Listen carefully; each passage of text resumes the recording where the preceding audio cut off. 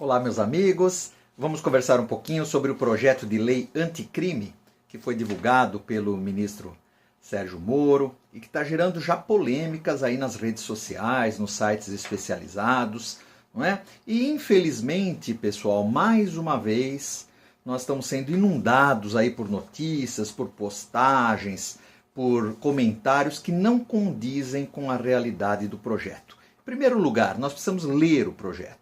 Então não precisamos apenas repercutir aquilo que nós vimos nas redes sociais, aquilo que nós ouvimos falar. Vamos ler o projeto, está disponível na internet, está aí à disposição de qualquer um de vocês. Um dos pontos que eu quero ressaltar, e aí sem prejuízo de outros vídeos posteriormente sobre outros aspectos do projeto, é justamente aquele que diz respeito à legítima defesa. Nós temos ouvido aí, eu ouço todo dia e ouvi ontem, na data de hoje, idem, que estaria se dando uma licença para matar, que o policial agora teria uma licença para matar, na medida em que um dos pontos do projeto é justamente a mudança do artigo 23, né, uma parte do artigo 23 e uma parte do artigo 25 do Código Penal, que tratam justamente da causa excludente de antijuridicidade da legítima defesa. O artigo 23 do Código Penal, ele diz: não há crime quando o agente pratica o fato em estado de necessidade, em legítima defesa, em estrito cumprimento do dever legal e no exercício regular de direito. Isso já existia, isso permanece da mesma maneira. Inclusive, esse artigo 23 não se aplica aos policiais, aplica-se a qualquer pessoa, inclusive aos policiais e agentes de segurança. Estou com o projeto aqui nas minhas mãos e ele, parágrafo 1º do artigo 23, o agente, em qualquer das hipóteses deste artigo, responderá pelo excesso doloso ou culposo. Evidente, se houver um excesso de legítima defesa, vamos nos ater à legítima defesa, é evidente que o sujeito vai responder por excesso, seja ele doloso, seja ele culposo. Isso já existia no artigo 23. E o parágrafo 2º, agora, novidade, ele diz: o juiz poderá reduzir a pena até a metade ou deixar de aplicá-la se o excesso de legítima defesa, decorrer de excusável medo, surpresa ou violenta emoção.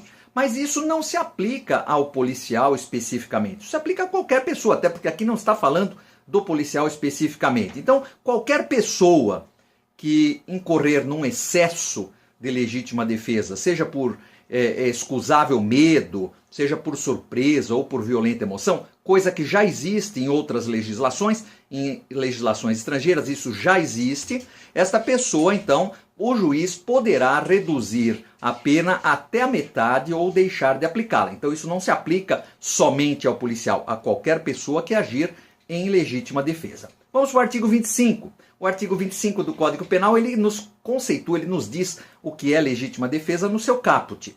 E aí a novidade é o seguinte, parágrafo único, eu vou ler para vocês. Observados os requisitos do caput, ou seja, observados todos os requisitos da legítima defesa, ele diz: considera-se em legítima defesa. Aí sim, inciso 1º, o agente policial ou de segurança pública que, em conflito armado ou em risco iminente de conflito armado, previne injusta e iminente agressão a direito seu ou de outrem.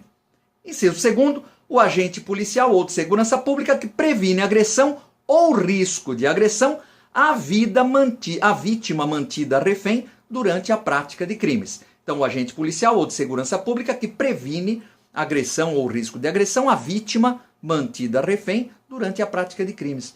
Eu, me perdoem, não vi aqui nenhuma licença para matar, como está sendo dito. Eu não vi nenhuma licença para que o policial ou agente de segurança pública cometa excessos. Eu vi sim uma proteção, uma garantia a que o agente de segurança pública ou o policial possa agir quando haja um iminente perigo, um iminente risco à sua vida ou de terceiros, coisa que de resto já está no artigo 25 no caput, que sempre existiu no Código Penal. Uma injusta agressão atual ou iminente, diz o 25 caput, a direito próprio ou de terceiro.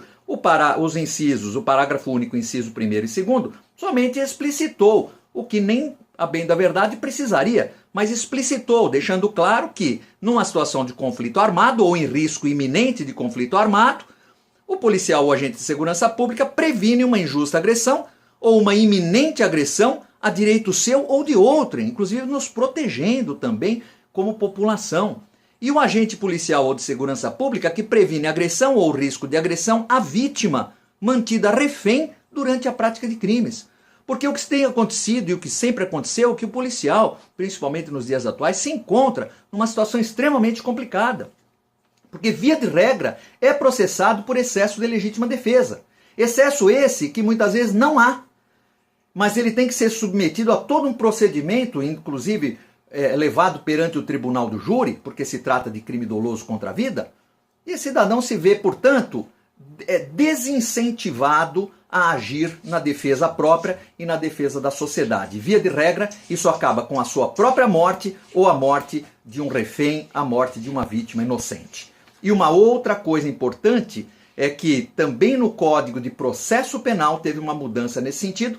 Vai ser acrescentado, isso se o projeto for aprovado, o artigo 309, letra A, que diz o seguinte: se a autoridade policial verificar, quando da lavratura do auto de prisão em flagrante, que o agente manifestamente praticou o fato nas condições constantes dos incisos 1 a 3 do caput do artigo 23, ou seja, em legítima defesa, em estado de necessidade, em estrito cumprimento de dever legal ou no exercício regular de direito, poderá a autoridade policial, fundamentadamente, deixar de efetuar a prisão, sem prejuízo da investigação criminal.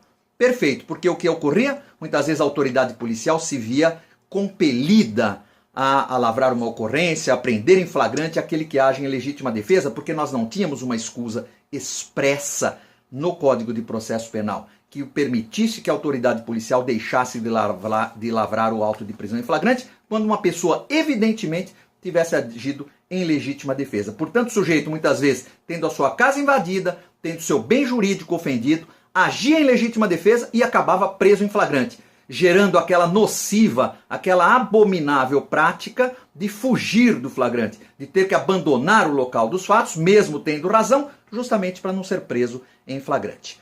Esta, repito, e gosto sempre de deixar claro aqui nos nossos vídeos, é a minha opinião, como cidadão, como pessoa, como professor, como estudioso do direito penal e do processo penal. A minha opinião, esta minha opinião, não reflete necessariamente a opinião de meus pares, de meus colegas e da instituição a qual eu pertenço. Tá bom, pessoal? Vamos nos falando em outros vídeos e eu deixo a você a reflexão. Antes, muitas vezes, de repercutir uma notícia errônea ou tendenciosa, vamos na fonte, vamos pegar o projeto. Tá? O projeto é simples, qualquer pessoa que leia vai ver claramente aquilo que ele dispõe.